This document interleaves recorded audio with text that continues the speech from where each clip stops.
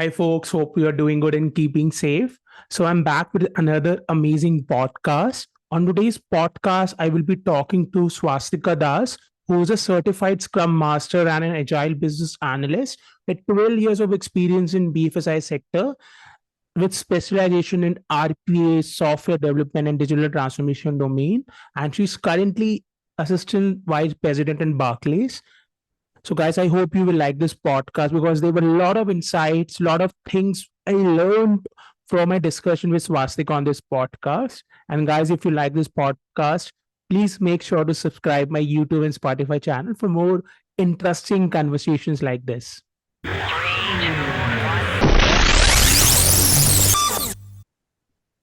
Hey, Swastika, welcome to the podcast. How you're doing? Thank you, Akshay, to giving me this opportunity. I'm doing really very great. I hope everything is fine at your end also. Absolutely. We were planning to do this out for a very long time, and finally, we are recording this. I'm so excited about the discussion. Yeah, truly. Yeah, me too. So, Swastika, why not you introduce yourself to the audience? What is your, domain expertise, and what you are currently up to in your professional life? Okay, well, great. So domain expertise in a way, I can say BFSI and with the RPA. So inside the BFSI, most of the time I worked in banking and insurance. But recently my profile to transforming investment banking, all internal portals and their websites. And little bit I worked also for the airlines and hospital management part. So it's very less, like 1 or 2 years, but most of the time I invested for transforming insurance, banking, and recently up to investment banking. But investment banking part is totally I can't say the RPA transformation automation is going on, but technology is totally different. It's a Java. Earlier, insurance, banking, airlines, all I did through the RPA. RPA, three tools in RPA: Automation Anywhere, Blue Prism, and UiPath. Those three. So this is all about my domain. Yeah. So on this podcast, I really want to talk to you about RPA, which is your domain expertise. You have worked on RPA Yeah. technology for many years now, and RPA, automation, AI. These are also the buzzwords. So before I deep dive into what is RPA, what is automation all about, I want to ask you how did you get a chance to work in RPA technology, and what intrigues you the most about RPA? Okay. So it was not as a planned way. I was not aware of the RPA when I was in Bangalore, my previous company in WNS. That's a BPM company. So there I was working as a analyst on SaaS and PB automation, and at the same time I got to know that RPA word, that some business is coming in our company, that RPA. Then I start the researches and automation. Okay, something related to IT. Let's try what is there. It's my cup of tea or not. And then I took training from outside, in a personal training I took, and realized it's very less coding but needs strong logical concept. That's all only for RPA.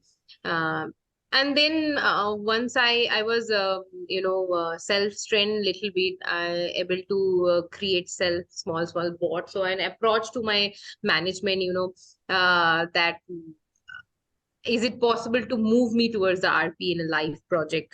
I know, but I don't have a hands-on experience. Is it possible or not? And luckily, I was able to crack the internal interview through to client and to our senior management, and they moved me in an RPA project. So it was look very good when I was taking the training RP, and when I joined the live project, it was totally different. Totally different. It's not like that. We all say less coding, less coding. Yes. Nothing is there less coding. Entirely coding, logical setup, error handling, input, output, everything based on the coding. It's like not don't require to write code like a Java, code like a .NET C#, but less than that as compared to. But it's can't say no coding or less coding. entirely based on the code, one platform which is designed in the backend through the C# and .NET. We can see all codes, e-fails or insert, update, whatever code we required, we can see in front of us. We know the task of that code, and then we can drag that, and whatever implement or instruction we need to pass on through that code or loop or class, we have to do that. But complete technical coding knowledge should be there. Otherwise, it's a little difficult to understand. So there is not a pre-plan. If I would before joining RPA, I could know that hard coded coding and development part is there, maybe I couldn't join. But when I joined, I enjoyed, and I explored that it better be continue with RPA journey with the developer, move towards solution architect, business analyst. So those role I choose because I enjoyed that part, because I'm not disrespect the developer part. They are doing fabulous job. Without developer, RPA is not possible. Right. Same solution architect also required, business analyst also required, because they understand the business, analyze, they bring the business, and then solution architect design the system robot. Because our RPA means is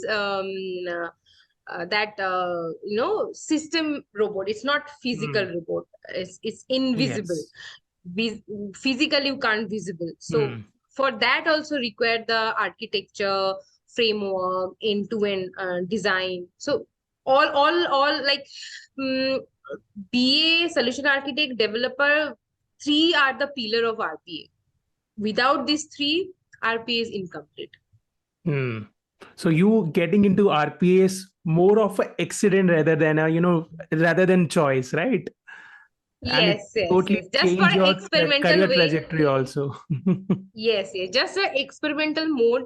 I moved to RPA because after completing my graduation in IT, I started my career in a call center, Tata AIG call center, and then moved to in a very small IT development company. I was working there as a branch manager, not even IT part, but side by side, I gave their students training how to develop the robot through the .NET. So then totally switch on my profile.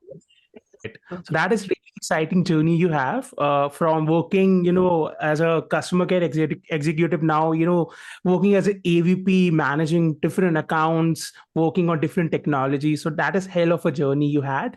So I want to take a step back and want to ask you, what is RPA? What is automation, RPA, robotic process automation, all about, and how it is different from conventional development?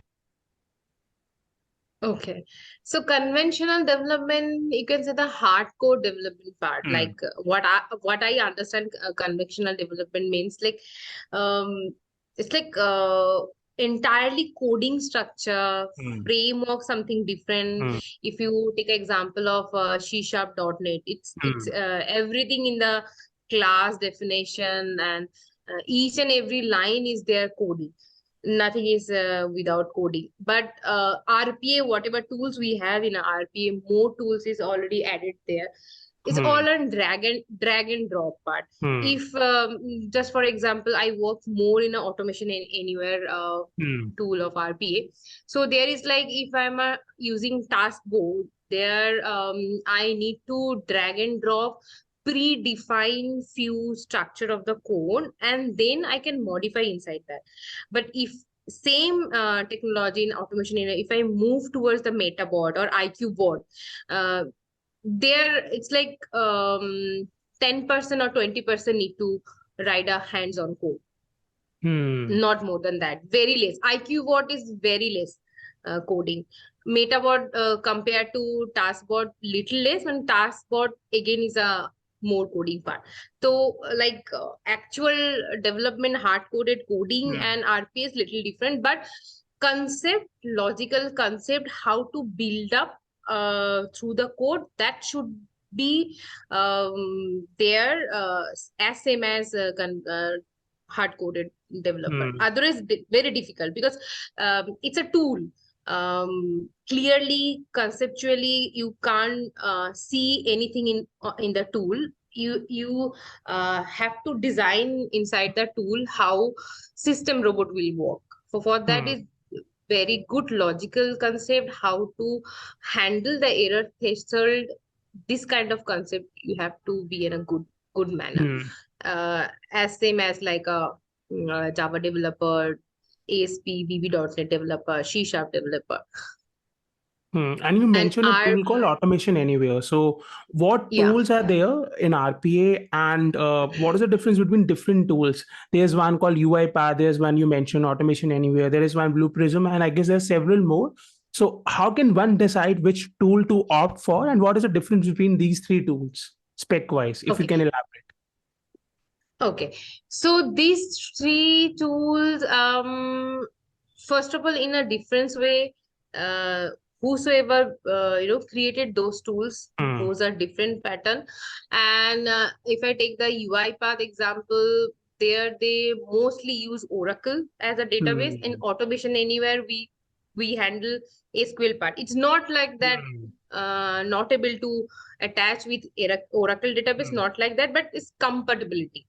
Hmm. And also the license cost. Blue Prism, Hmm. UiPath, Automation Anywhere. If I compare three of them, then UiPath is a less license cost, maintenance cost as compared to Blue Prism and Automation Anywhere. Hmm. So from my point of view, main is cost matter again for client, Yes. for stakeholder, and also why the like suppose as a stakeholder, as a Hmm. client, why and how can we choose which tool will be the good for our project. It's totally depend on compatibility, like compatibility between RPA tool and between your websites or between your product which you want to transform from manual to automation. for for this transformation we need to choose which is very compatible with RPA tool and your product. Then only we can choose. And for that, mm, to check the compatibility, we Hmm. want all your product portal website whatever you have, and which one you want to choose as a RPA tool in a same platform. It's not like a Citrix platform. One is out, one is inside. The Citrix one Hmm. is outside the Citrix. No, we want in a one platform, and then only we can check the compatibility pattern, and then we can decide which one is good for your project. Hmm. That is a really good explanation, and I guess very clear my perception of how to choose an RPA tool. On the same lines, I want to ask you, Mhm. what kind of processes are more suitable for automation using RPA? Or how can a organization or maybe a business analyst, maybe a developer can decide what Mhm. processes can be automated using RPA? Okay.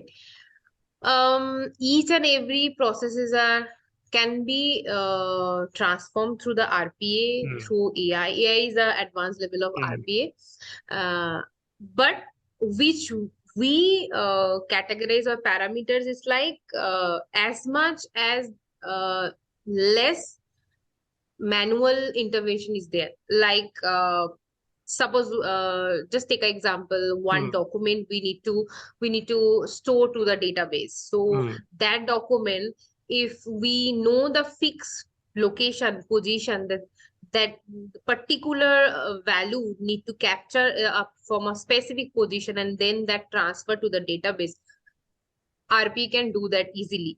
If there is any Hmm. calculation, any human, even calculation also can transfer by the Hmm. RPA, but any human decision required there, like some banking words, some insurance words, airlines words, they sometimes human being need to read and understand. Okay, this statement reflects some other task. So this kind of human intelligence can't put inside RPA. So Hmm. if fixed logical pattern is there, any process can be automated through the RPA, like intelligent automation or data analyzing, data transforming, even process mapping, any automobiling, Hmm. any like our health insurance, hospitalization, everything. But their requirement is fixed pattern. It's not like one case come, one pattern, second case will come in a different pattern. No, not possible. Fixed specific parameters, patterns, and logical concept need to be there. Then only RPA can fetch that part. And you mentioned a very interesting term, intelligent automation. I want to ask you, how is RPA, robotic process automation, different from intelligent automation? What is the correlation and how can someone approach it, right? If someone wants to adopt intelligent automation, how can someone approach it? If you just interchange the words AI, intelligent automation, Mm, it will come AI, automation mm, intelligent. So it's an mm. advanced version of the RPA, nothing else. Like Got it. nowadays, we all try to do the hybrid, half part of AI, half part of RPA. Mm, We try to collaborate both of them. So in that way, intelligent automation is come in the picture.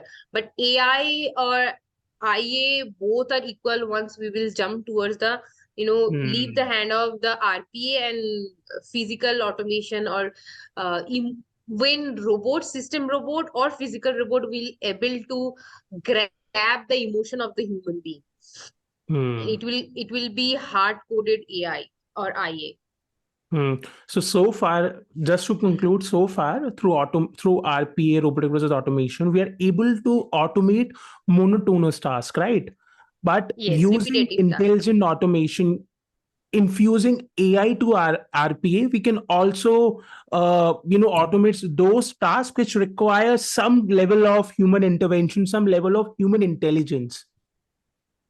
Yes, that intelligent when some part of IA or AI will able to do it, it's Hmm. itself a advanced version of the RPA or AI. It's totally like voice message we are sending and Google something give us that Hmm.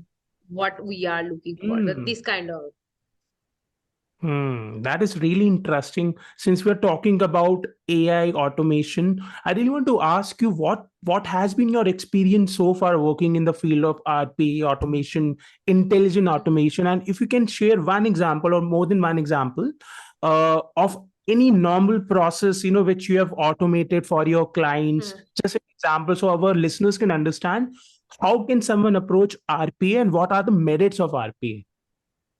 Okay. Merits in a way, RPA, first of all, RPA reduce human repetitive tasks. Mm, So for that, we get more time. mm, Suppose, just for example, um, we need to approve any claim. I was working in an insurance team, so there are some documents submit. Suppose mm. we are claiming for house accident claim or car accident claim, and they are going to submit some amount, and some pre-filled form is there. So human check one by one and then approve that. Take little bit time. But if we instruct our system robot and they just spontaneously do that continuously same work entire day, Mm, human can perform only 9 hours, 12 hours, maximum 12 mm, hours human ability. Okay, but RPA can do it 24 into 7. Robot can do it 24 into 7 without any break. So it's like you can say cost cutting part also, to each and uh, every human, how much time, effort, energy giving there. One system robot can do work, 10 people's work, stuff at a time. mm, But again, we need human to maintain that robots, mm. take care that robot, monitor that robot, because we human create that robots. They are Yes. nothing without us. People Mm, think that RPA means cutting down the human job. Actually not. mm, If human able to upskill themselves, it's their point of interest, upskill themselves, they will enjoy how to tackle a robot, how to instruct a robot. This kind of very good game that you are instructing someone else, some machine, what you want, give me that way. Main merits of RPA, it's like cost saving, reduce the repetitive task, mostly is quality. So earlier what happened, one of us perform a task, there's one QA will check it's all good or not, then we'll approve the claim or any bank loan or any approval required for any task. But here robot itself doing a task, even I created a QA robot also. They one robot check the another robot because our client wanted, no, there That's should be a true. QA. So again, no Hmm. point to invest the energy of a human. Just create a Hmm. one more small robot that they perform as a QA. So our robot, one robot checking another robot task and then approval. But whatever time we used to consume by the human handling, it's very less time by system. And suppose within 9 hours, a people completely able to process any claim after go through 10 or 12 pages of case study for each and every claim. They are able to mostly 75 to 80 cases in a day Hmm. within a 9 hours. So in that case, robot perform a lot within a day. A single system able to perform a 135, more than 135.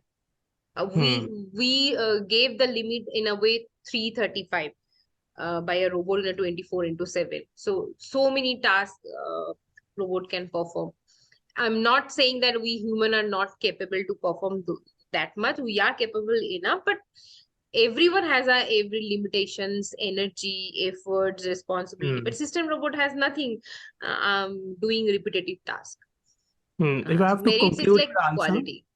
if I have to Yeah. conclude your answer, you're basically saying there is nothing to fear about, people losing jobs over automation. Rather, it's creating new opportunities, new kinds of job, and we are just kind of delegating repetitive tasks to RPA through intelligent automation, so we can invest our energy in more creative thinking and tasks which really inquires human intervention or human touch. Yes. Yes. Yes. Yes. Hmm. Still Really interesting. so many operations part is there that Hmm. without human decision not possible. We Hmm. can't feed all human decision to robot. So what we Hmm. are doing, some part which is not require human decision, we automate it, and remaining part keep on the on human, that human will Hmm. create their decision, then feed the bot, and then bot will Hmm. do the task. That So is main really. quality, yes, main is quality matters and cost saving matters, I believe. And repetitive task is, time, too much time Hmm. consuming. So what we have learned in the lean, that reduce the repetitive task. So RP do that. Hmm. Burden of repetitive tasks, RPA take from human shoulder, and give Hmm. more opportunity to human to be more creative. Hmm. That is really, really interesting insight. I want to ask you about your take on low code technology or low code automation, because now organizations are shifting towards. So RPA was phase one where they understood that okay, we can automate some of the repetitive tasks, and we can reassess our resources to some other task which involves more of a creative thinking side of humans, right? Or that task is really, that task really involves human intervention, and then now they have now moved to RPA, but now they're also discovering this new kind of technology or tools in the market called automation, low code technology, where they have realized so they don't have to code so intensely to build a product. They have to train, they can even train business analysts, project managers who are semi technical, and Hmm. they can get the work done. So, what is your take on RPA versus low-code technology? Is there any intersection, and how both are different from each other? I never use that logo Hmm. part, but whatever I heard that Hmm. definitely they have interconnection. Some Hmm. part of them are separate, but some part they are little bit similar, because Hmm. non-technical person also can easily understand that logo part. Even RPA part also, non-technical person able to understand. They are not totally equal, but somehow in some phases they're okay to each other. Hmm. In a Understood. complexity part, I think RPA is little bit more complex than the loco one. Hmm. Understood. And I want to ask you about the career opportunities in the field of RPA automation. So, for the people who are just starting their professional careers, or freshers rather, who are into IT domain, they are into technical side of things. So, what are the Mhm. job opportunities for them in the field of RPA and automation? Um, if anyone from the IT, so they are easily able to grab the concept of RP. Hmm. If I have observed so many people, they want to move to the RPA, Hmm. but they don't have any technical background. Hmm. For them, in an initial stage, it's very difficult because Hmm. not a single company will give you the opportunity. You are not a Hmm. IT background, and suddenly give you an opportunity to get your hands dirty in a RPA project is Yeah. very risky. Again, client stakeholder will not agree with you. So for the freshers in a way, freshers as in RPA domain is very challenging. It's better. Opportunity is very good. It's again. Your present company should be promising to you, okay, fine, you want to learn, you are our company asset, give a little bit risk and give you the opportunity, go and do your experience in the RPA domain and learn that, and then that candidate go out from in a market as an experienced RPA. But otherwise, in the market as a freshers RPA, not a single company will give you the chance. It's very difficult for the non-IT people. Again, to understand the RPA, you have to have that strong logical concept. How to build up the loop, how to give the instruction. If some, just for example, a login page of any portal, you put the credential and click on the login. Sometime our portal or Wi-Fi connection, its connectivity is taking little longer. If you are not give there the loop action, okay, fine, this much time limit within this next 20 seconds, 5 times this robot will hit the login button until unless it's go the login. So this concept should be in mind. If you are non-technical, you need to learn this all. Hmm. Otherwise, one attempt will do and stop the bot. What's the point Hmm. there? Go back and start from starting point again and again. There is a wasting of time to go again back, open the portal, enter the credential, then click on the login. Okay, fine. Page is not coming. Bot restart again. Instead of that, try for the next 5 seconds or next 1 minute. 1 minute is still again a more time. 5 times or 10 times hit on the login button. In between that, page will ready to accept the login action and then go towards the next page. So this kind of concept prediction, what will happen if I will take this action, which steps will reduce my time, instead of click on one button 5 times back to back, is the reducing my time taking the action, or go back again and again, launch the portal, give the enter the credential, then log in. So this kind of thought process you should Hmm. understand in a better way. For the non-technical person, it's little, very little challenge. See, so many people I have observed, I trained, they are not from the technical background, but their conceptual, logical concept is better than technical person. They easily adopt the RPA concept. Not only RPA, any coding concept. Hmm. What is our code? Our code, each and every coding language is something different, but base is same, mother is same. Hmm. Logical concept, pattern is different. How to define the class and how to design the loop and logic, those are individual based on C sharp, Java, or SAS, but concept is same. If Hmm. you are good to know how to handle logical situation, it's okay, nothing is challenging. But again, for our corporate profile, if you are freshers in RP or any coding, it's very challenging. In Hmm. that case, we have to have depend on our own company. As I got the opportunity to get the experience in my that previous company. There I joined as a SAS analyst and Power BI analyst. And then when I learned by myself, I requested them, they trusted me, and they gave me opportunity. That's why I was able to learn. So in that way, each and every company, if will they will take they will trust their employee. Okay, if employee showed their interest, let them do it, because each and every employee is an asset of the company. If they take and ready to give the opportunity, ready to take little bit risk, then we all can, because coming a days everything will be in RPA, Hmm. AI, your hybrid, everything will be there. So we each and every sector, each and every technical and non-technical people mentally have to ready, even management level have to ready, that some non-technical people will come our zone and we need to support them in a good way, that they are comfortably able to confident enough in a automation part. So basically, you are saying if someone wants to make a career in RP automation, they have to be really good at logical building. They have to work on their logical building first, and then take the next steps to master RPA technology, whatever tool they want to work on. Hmm. Yes, yes. That is And really interesting. and not like everyone like the every RPA Hmm. tools. I normally work with three tool: UiPath, Blue Prism, and Automation Anywhere. But mostly I prefer A. So many challenges were there, limitations were there, but still I was more comfortable with A. When through forcement of my Hmm. management, I started working in UiPath. I showed, okay, it's more better than Automation Anywhere. Error handling is better there in a UiPath.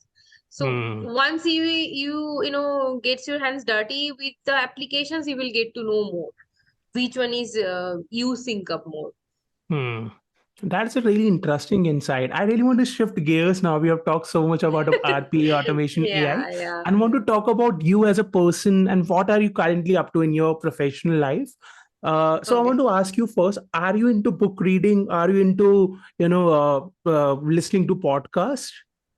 Yeah, I prefer to listen podcast, but few, not more. Normally, I prefer to Hmm. I can't say podcast, like motivational speaking or Hmm. some learning session of Simon Sinek on leadership, or Hmm.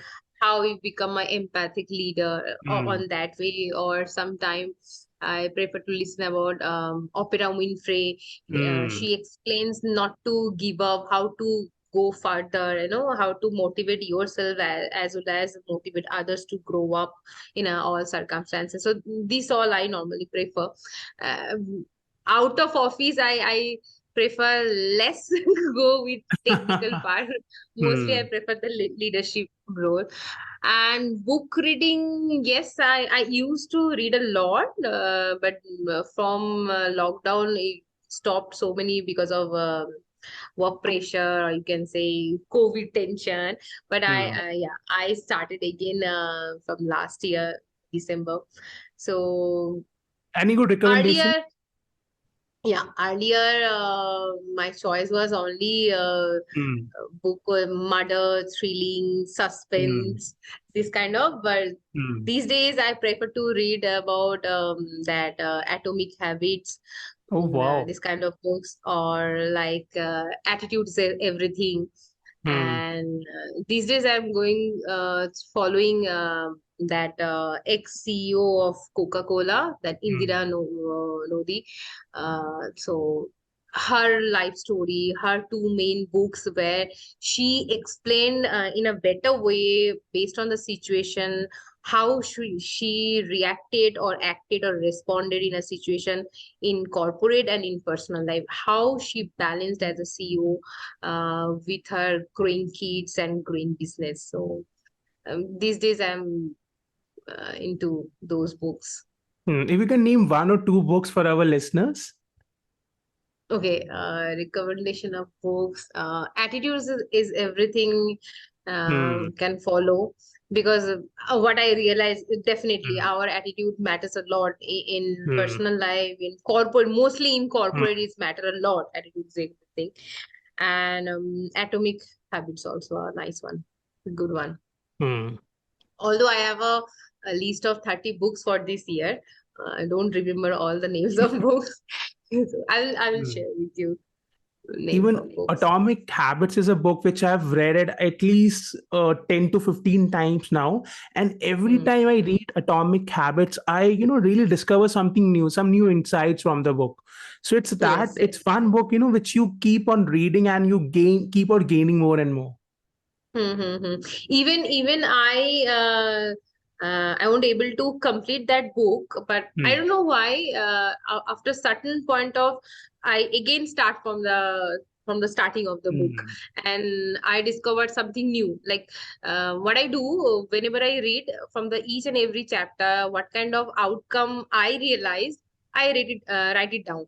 But next time again, when I started reading from that part, and I discovered something else, and I Hmm. was confused. How come I am as a same person? When I started reading last year, I got this kind of point, and now I'm reading the same book, same chapter. How come I'm revolving some other?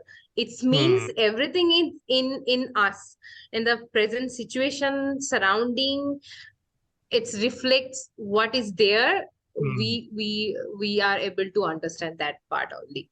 It's everything in us, just need to explore ourselves, our mind. Books are Hmm. helping us to extracting whatever is there in our mind.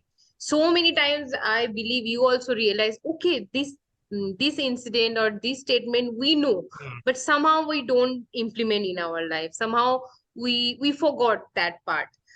Okay, this something's happened, it exists, but books are helping us to getting back, reconnecting with our roots. I Hmm. always realize the books are helping us reconnecting with our roots. Everything is there in us, but we are taking help of books. Some other person wrote those books, right?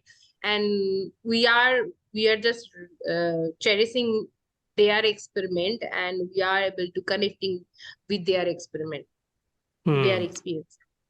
That is really amazing. And this has been such a great podcast for me. I've learned so much about RPA, automation, cultivating reading habits. Thank you so much, Swastika, for all sharing all these insights and information. Before I end this podcast, I really want to ask you one last question. And this is for Yeah. all the freshers or people who are in their early stages of career. So, what one lesson Mhm. you want to give to all those people who are just starting their professional journeys so they can really excel, whatever field of work they choose? Okay. Um, I would suggest don't stuck with one domain or one career field, because starting of our career, just finished our college and then join a company, we think this all about us. Explore yourself. Don't stop with one domain. Okay. I know in our India, so many interview session, you have to satisfy your HR, why, and why you choose non-technical after clearing technical part, why you choose technical after clearing non-technical domain. So many why is there. I know, Hmm. because I faced a lot. I did experiment a lot with my career. I started non-technical, then after 7 years, again came back to technical. Believe in you and find it out which task you enjoy. Don't take Hmm. your career only for earning money. Money will come to you definitely when you are expert and when you are 100% giving to your particular job. But Hmm. you should know what you are enjoying instead of doing Hmm. daily 9 to 6 job and earning certain amount of money. That will not give us the mental satisfaction. After 1 year or 5 years or 3 years, you will become monotonous. It will feel bored. You will think to switch the company, but you will Hmm. not able to switch your profile. It's very risky to switch the profile after 10 years, 13 years of experience. So initial stage, explore. Take 1 year for each and every category, and then choose which profile Hmm. is good for you. So it was like, find it out your own mental satisfaction and inner peace, which task you can do for next 15-20 years without being thinking that am I a robot doing same work, thinking without thinking monotonous part. It, find it out which task, which job profile you are literally enjoying. As I explore that solution architect, business analyst part, I enjoy a lot. But Hmm. totally technical part, non-technical Hmm. BA part, I'm not enjoying at all. So in that way, each and every human, each and every candidate, self exploration required, that which part I am enjoying and I will able to do it without any monotonous feeling or boreness. I will able to do it at least next 5 years, because to become an expert, at least you need 3 years on that, and lead on that Hmm. expertise 2 years more in a same company or another company. That doesn't matter that you have to be in a same company for 3 years for a same skills or project or domain. It's not compulsory. It's totally depend on you how you are going to switch your company, switch Hmm. your domain, switch your profile. It's totally, again, it's depend on your choice and depend on market demand. Hmm. I believe I choose RPA in a right time, because Hmm. if I choose, in a earlier stage, I couldn't get a chance. Hmm. Later on, I could face a challenge that, I'm a freshers in RPA, not get proper Hmm. opportunity in the company. So time, it's matter. Don't overthink. For the freshers, don't overthink. List down few domains and fields according to your educational or your